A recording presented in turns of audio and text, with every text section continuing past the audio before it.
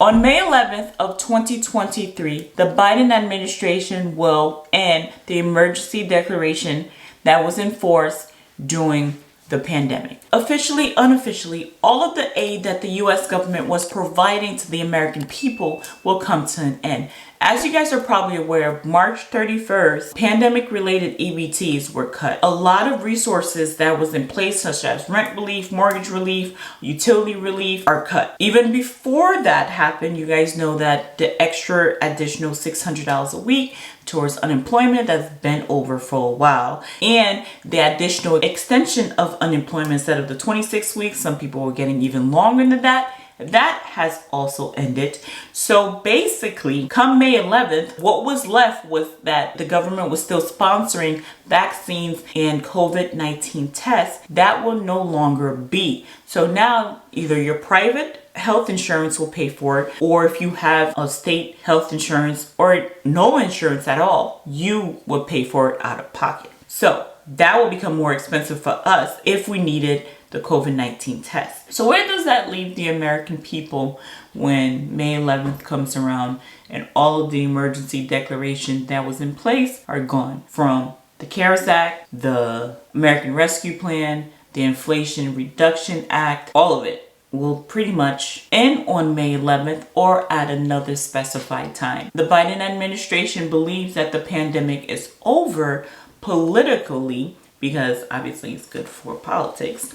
But is it really over for the American people? While yes, if you go to the movie theaters and you go to the mall, you see everyone's there now. So there's no restrictions on how many people can be where. And yes, deaths has fallen by 95% according to the CDC. But there's a lot more. Like, we're now dealing with inflation that we haven't seen in such a long time, and no one really knows how this is going to be combated.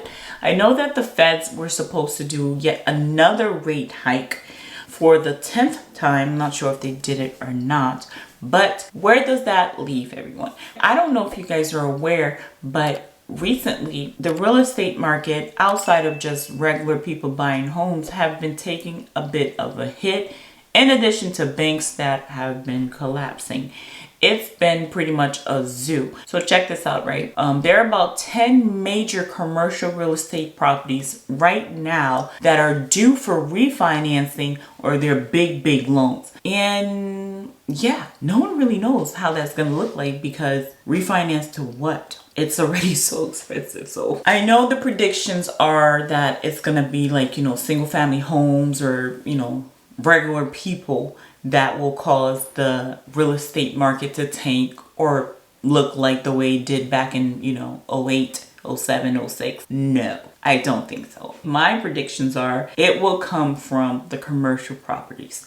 The big owners of these multifamilies or these like plazas, that's where it would come from, because they need to refinance these either hard money loans or just need to refinance, period. But refinance into what, Are you refinancing into a 7.25% interest rate? Yikes. All I know that just be aware that things are going to continue being expensive, because if these big commercial properties have to refinance and all the interest rates are still very high for them, now they're going to pass the cost down to those that are renting from them. Let's say your supermarket is in a plaza. The supermarket that you go to, their rent has now increased because the owner has a bigger bill, so they're trying to make a profit. So they're going to increase the rent on the supermarket, and now the supermarket is just going to pass all of that cost from their rent being increased to us even more. So it's going to be kind of like a cascading effect that I do not know where and when it will end. And that's not even to talk about the effects of AI. You guys probably have seen it and heard it everywhere, how the chat GPTs, the bars, the bangs, all of these AIs that have come out in the last couple of months, and how fast they're learning and growing and picking up speed, that is scaring people, to the point that Elon and a group of other of his buddies or whatever have called on Congress to slow down AI for at least 6 months so they can study it to see what it's all about. I don't know if you guys know, but back in 2015, 2016, Google had created a supercomputer that it was just a supercomputer. And It got to be so smart in such a short period of time. It was talking and communicating with other computers outside of their programmers programming. So Google ended up shutting that down because it was just like, whoo, I don't know, this is too much. You wouldn't believe it that ChatGPT and a lot of these AI things that's been created have all came from Google. They picked up a lot of their components from Google, and it sucks that Google has recently talked about how like they're have fallen behind in the AI game. But yeah, I'm just giving you guys a whole just what has been going on in the world. So they have projected that AI will take about 300,000 jobs, and it has already happened, not including all of the layoffs that's taken place in tech. Tech has continued to lay off large amount of people that are now out of work from pretty decent salaries. So imagine someone was making 120, 130 working at Amazon and they get laid off. Where are you really gonna go to keep making the same amount where all tech companies are doing the same thing? So now the workforce has become a bit saturated because there's so many layoffs taking place. Just the other day, Dropbox and Spotify laid off 20 to 30% of their work. Greenhouse Software laid off 20% of their workforce. In addition to Amazon's additional 7,000 people. The numbers are just crazy big. So I really don't know what to expect of the future, but since you're on my channel and you watch me, these are some of the things that I'm going to be doing. So I'm going to tell you guys the things that I'm going to be doing, and you can do them also. I highly recommend you look over your budget and your spending. See where ways you can try to save.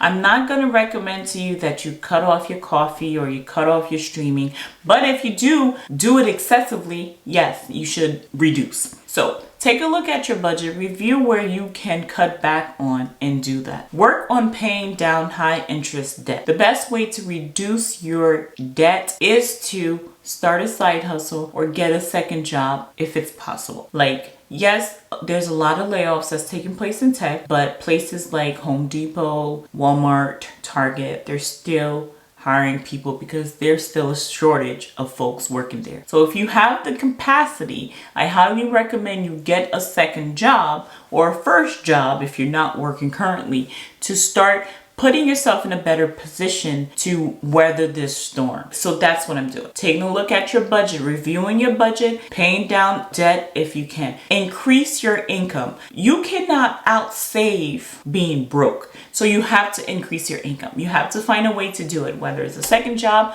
or higher paying job. Whatever route you go, you need to increase your income. And once you get that money, don't just go and spend it. No, start properly saving it. And one way that you can save it that I just recently learned about, and I thought it was really cool to share with you guys, is this thing called infinite banking. And what I understand it to be in the most simplest terms is that you buy a whole life policy. Let's say the death benefits $250,000. So you have $250,000 if you were to pass, that would go out to your family. And then you have the potential to save between $100,000 to $125,000 for savings. So it's life insurance with a saving component. So look into that. If you guys want to see a video on that, let me know down below. But yes, find ways to compound your savings. And I think through infinite banking, using whole life could be a really good route. Okay, so that's one of the things that I'm doing. In addition to making extra money, continue to, like, when it comes to the stock market, 401ks and things like that, I'm still a little, I don't know. That one I'm still a little iffy about it. And I feel like over the last few months, the more I read about it, the more I'm like, I don't know if it's the best route, but it's still important. So, number one, like I said, review your spending, review your budget, make sure you have one in place. The sooner you find out how much you spend, the better position you will be. Number two, look on reducing your debt. If you don't have debt, great. If you do have debt, work on reducing that. And the ways you can do that is by increasing your income, either getting another job if you already have a job, or leaving that job and finding some place that pays you more money. And the fourth thing you need to do is find a savings vehicle that you can start putting your money into that will allow your money to compound. Those are the things that I'm doing to weather this inflation storm, weather this recessionary storm that we're in right now that's really unpredictable. So those are the things that I'm doing, and I hope you guys found that to be resourceful and you too can apply those same steps in your financial journey so you can, be in a better position. So if you made it this far in this video and you haven't yet subscribed to the channel, make sure you do that right now for me, please. And don't forget to turn on your post notifications so you don't miss any videos that I upload. Until next time, stay safe and I'll see you in the next video.